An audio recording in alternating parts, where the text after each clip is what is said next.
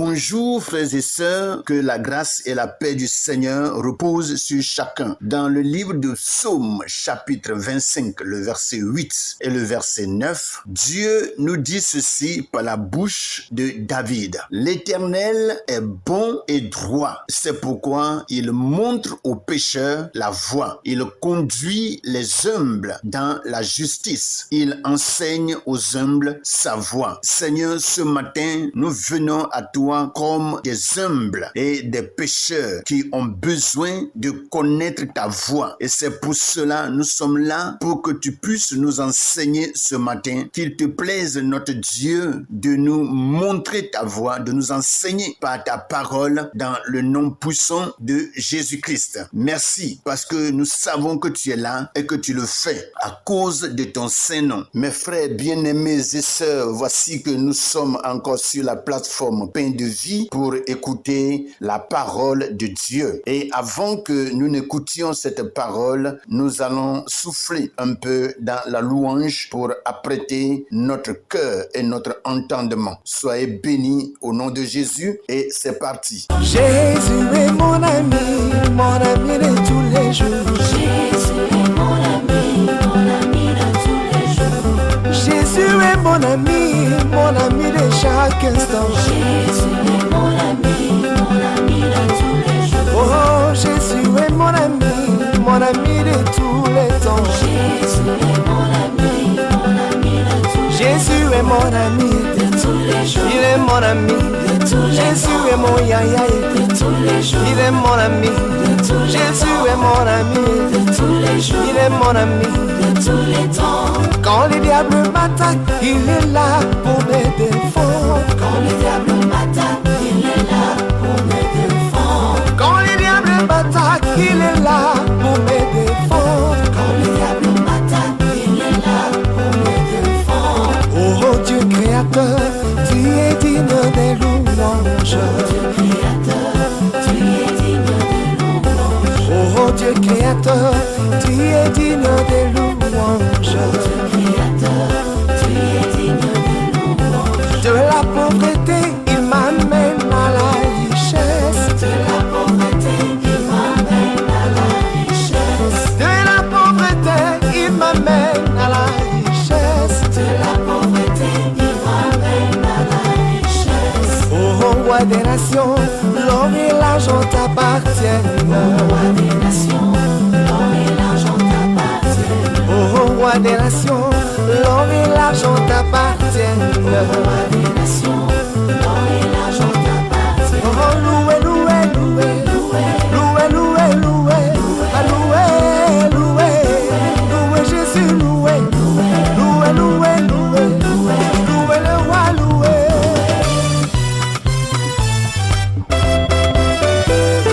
Nous bénissons le Seigneur qui nous donne la grâce d'être rafraîchis par cette louange merveilleuse. Que son nom soit glorifié et exalté à jamais dans le nom puissant de Jésus-Christ. Après ce moment merveilleux de louange, nous allons sans trop tarder prendre nos Bibles dans le livre de Ecclésiaste chapitre 11 à partir du verset 1 au verset 3. C'est pour dire que nous rentrons aujourd'hui dans un nouveau chapitre du livre d'Ecclésiaste. Et sans trop tarder, nous allons passer à la lecture. Je lis dans la version Louis II. Il est écrit: jette ton pain sur la face des eaux, car avec le temps, tu le trouveras. Donne-en une part à 7 et même à 8, car tu ne sais pas quel malheur peut arriver sur la terre. Quand les nuages sont pleins de pluie, ils la répandent sur la terre. Et si un arbre tombe au midi ou au nord, il reste à la place où il est tombé. Voici ce que Louis II nous dit. Nous allons passer rapidement sur la version français courant où nous lisons le même chapitre. Ecclésiaste chapitre 11 à partir du verset 1 au verset 3. Version français courant. Il est écrit: engage-toi dans une affaire, même en courant des risques, un jour, tu peux y trouver ton compte.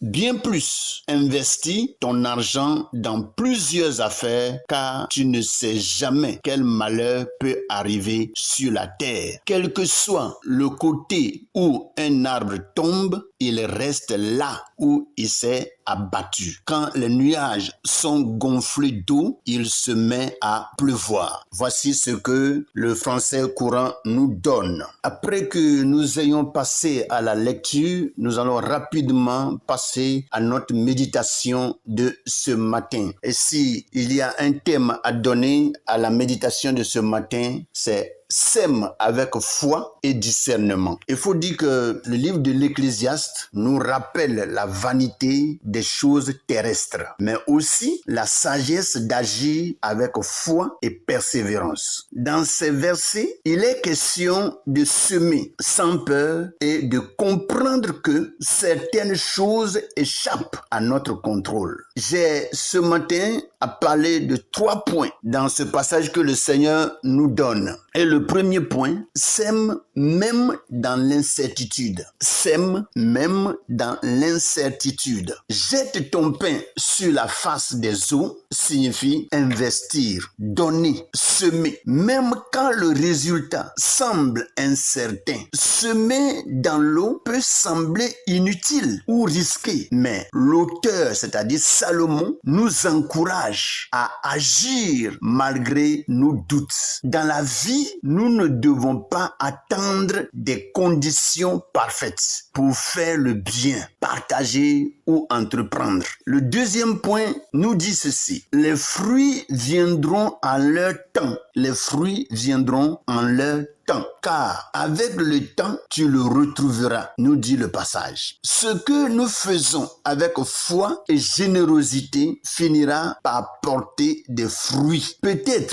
pas immédiatement, mais Dieu honore toujours les semeurs courageux. Le temps de la moisson appartient au Seigneur. La preuve est que plusieurs cultivateurs, des fois, peuvent semer leurs grains, le maïs, le mil et beaucoup d'autres grains qu'on peut semer, le riz, mais on n'est pas sûr si à la fin de la saison, on peut avoir des récoltes. La preuve est que au milieu de la saison, il peut avoir une sécheresse ou si ce n'est pas la sécheresse, il peut avoir une inondation. Or, quand il y a la sécheresse, il faut dire que tout ce qu'on a semé va mourir. Et si ce qu'on a semé meurt, il n'y aura pas de récolte.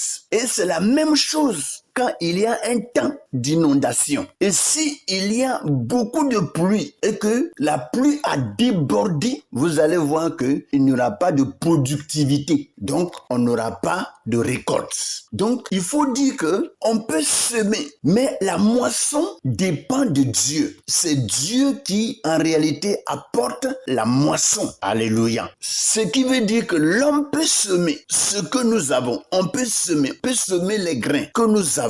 Mais pour que nous puissions avoir quelque chose à la fin de la saison, il faut vraiment attendre le Seigneur, lui qui est le maître des temps et des circonstances. Le troisième point que j'ai ce matin, il faut dire que notre méditation ne sera pas trop longue. Donc le troisième point, c'est accepter ce que tu ne peux pas changer. Il faut accepter ce que tu ne peux pas changer. Le verset 3 nous rappelle que certaines choses dans la vie sont inévitables. Les nuages pleins de pluie finiront par la déverser. Et un arbre tombé ne bougera plus. Il y a des réalités que nous ne pouvons pas contrôler. Ce qui nous incombe, c'est d'agir avec sagesse. Agir avec sagesse et d'avoir confiance dans le plan de Dieu. Si nous n'avons pas confiance dans le plan de Dieu, nous ne pourrons vraiment pas réussir à quoi que ce soit. Parce que c'est Dieu qui est au-dessus de toutes choses. Et c'est Dieu qui permet toutes choses. L'homme, en réalité, peut décider, peut prendre des décisions. L'homme peut avoir des idées. Mais très souvent, c'est le plan de Dieu qui supplante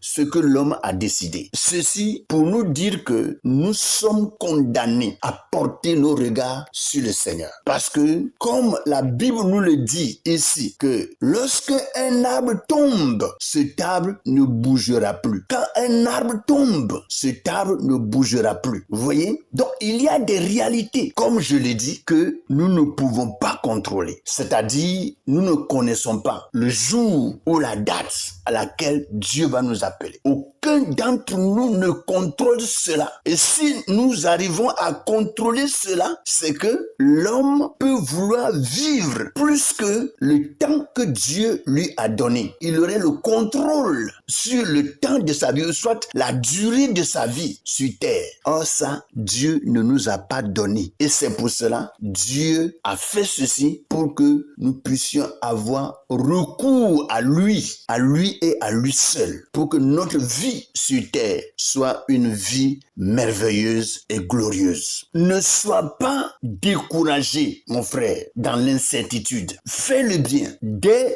aujourd'hui. Ne nous décourageons pas. Et si il y a quelque part le bien à faire, faisons-le pendant que nous vivons. Aie foi que Dieu se servira de tes efforts, même si tu ne vois pas encore les résultats. C'est ce qu'on appelle en réalité la foi. Comme Hébreux 11 nous le dit, la foi, c'est une ferme assurance des choses qu'on espère et la démonstration de celles qu'on ne voit pas. Donc, nous devons avoir foi en Dieu, que Dieu se servira de nos efforts pour que l'effort que nous avons mis en exergue puisse porter de fruits. Alléluia. Bien-aimés frères et sœurs, reconnaissons qu'il y a des événements hors de notre contrôle et apprendre à nous confier à Dieu. Je le répète, reconnaissons qu'il y a des événements hors de notre contrôle et apprendre à nous confier à Dieu. Et si nous le faisons, Dieu, dans sa grande bonté, va toujours se manifester dans notre vie et nous allons toujours le glorifier et le louer tout le temps de notre existence. Soyez bénis au nom de Jésus. Prions.